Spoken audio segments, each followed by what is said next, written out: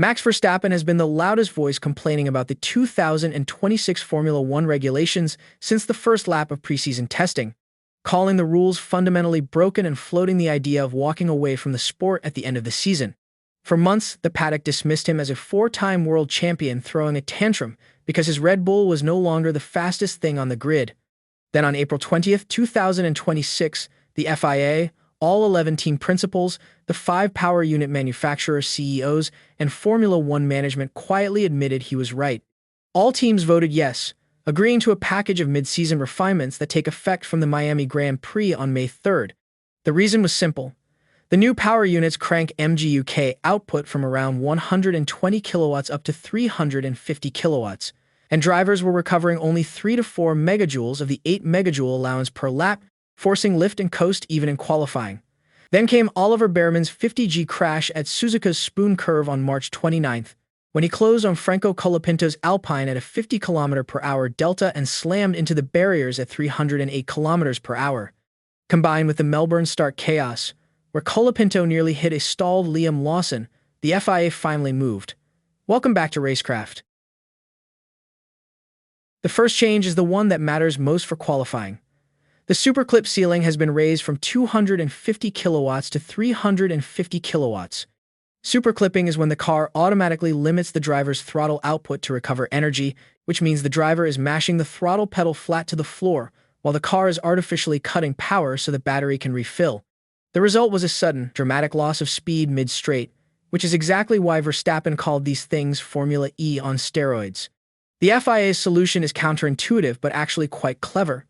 Raising the clip ceiling from 250 to 350 kilowatts makes the clip more brutal but much shorter in duration, with the target landing at roughly 2 to 4 seconds per lap of clipping instead of drivers babysitting the battery for half the lap.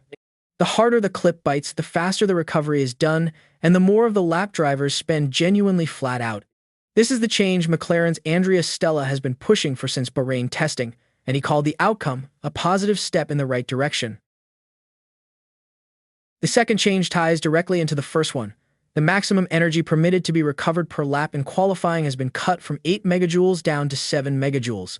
This sounds like a punishment, but it is actually part of the same logic. With less recovery permitted per lap, drivers physically cannot spend half a lap harvesting energy because the car simply will not let them store that much. The goal is to force drivers back into doing what qualifying laps are supposed to look like, which is consistently fast, flat-out attacks on the timesheet. The trade-off is that overall lap times will be marginally slower. The FIA, the teams, and frankly the fans have decided that slightly slower laps, which look like proper qualifying laps, are worth far more than fractionally faster laps, where the engine note is dying before the apex. The number of circuits eligible for alternative lower energy limits also expands from 8 to 12, which gives the FIA more flexibility on tracks where the standard cap creates problems. The third change is the direct response to Bearman's Spoon Curve crash.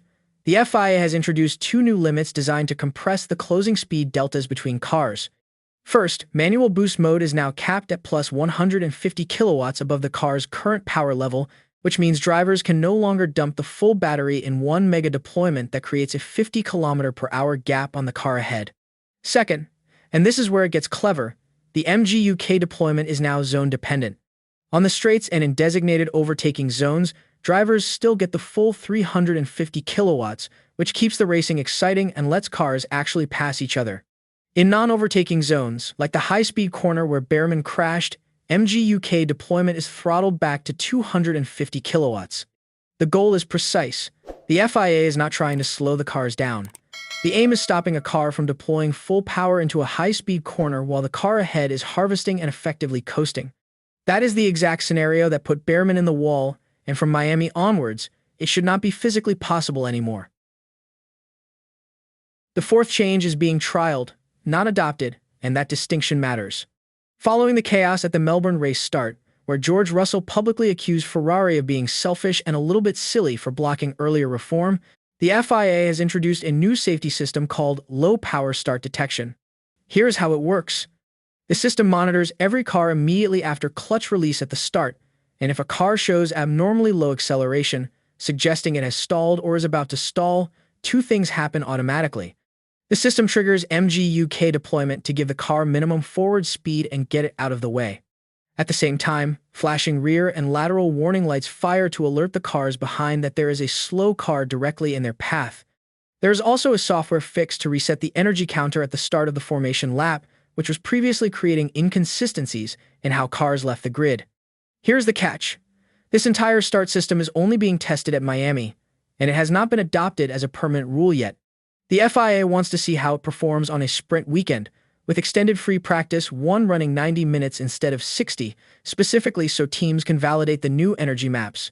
If the data is clean, expect this to become permanent within a couple of races. These rule changes create clear winners and losers. McLaren is the biggest beneficiary. Andrea Stella had been the loudest voice in the paddock pushing for a higher superclip ceiling, arguing the original 250 kilowatt limit was forcing drivers into half-lap battery management. Getting exactly what he asked for strongly suggests McLaren's car was always built for the new deployment rules. When Stella calls the outcome a positive step, that is a team principal telling you his car just got faster. Red Bull is the second clear winner. The original 2026 package worked against their strengths, but every refinement pushes racing back toward flat-out, deployment-heavy driving, which suits Verstappen perfectly. Red Bull powertrains is also expected to fall into the editorial catch-up group, meaning further engine upgrades are likely. Williams benefits quietly. James Vowles was the first to publicly endorse the changes, and a regulation set rewarding flat-out laps over battery management plays to their strengths after a strong early season. Mercedes stands out as the clearest loser. Toto Wolff won all 3 opening races under the original rules and pleaded for the FIA to act with a scalpel rather than a baseball bat. That was not neutrality. That was a team in front lobbying for minimum disruption. The W17 appears optimized for the harvest-heavy, restricted version of the regulations, and now those regulations have been rewritten mid-season. Expect their advantage to shrink. Aston Martin and Honda sit last on 0 points, battling severe vibrations and battery failures. The energy deployment changes do not help them directly, but the ADUO mechanism, which allows manufacturers more than 2% off the pace to introduce extra upgrades, was essentially designed for their situation. The earliest window opens at the Canadian Grand Prix on May 22nd. So what does all of this actually mean? 3 things stand out. 1. Max Verstappen has been publicly vindicated. Months of him insisting the regulations were fundamentally broken, and now the FIA, the teams, and the manufacturers have all signed off on the biggest mid-season correction in modern Formula One history. His exact words to Viaplay before the meeting were that you can tweak these regulations a bit, but fundamentally something is wrong, and not everyone will admit that publicly. Well, they have admitted it now. 2. This is unprecedented. Agreeing any mid-season change inside the first 3 rounds of a brand new regulations cycle is unusual, and agreeing one that materially alters peak deployment, harvest caps, and start procedures has simply never happened before. Toto Wolff urged the FIA to act with a scalpel and not with a baseball bat, and broadly, that is what they did. 3. Miami is now the referendum. Round 4 is no longer just another race. The moment we find out whether F1's biggest regulatory reset in a generation can be steered, or whether it has to be scrapped entirely, lands on May 3rd. If the superclip works the way Stella and Tombazes predict, the championship reopens. If it does not, expect Verstappen to make good on his threat to walk away at the end of the season. Please don't forget to leave a like and subscribe because Lights Out is May 3rd, and we will be covering every minute of it.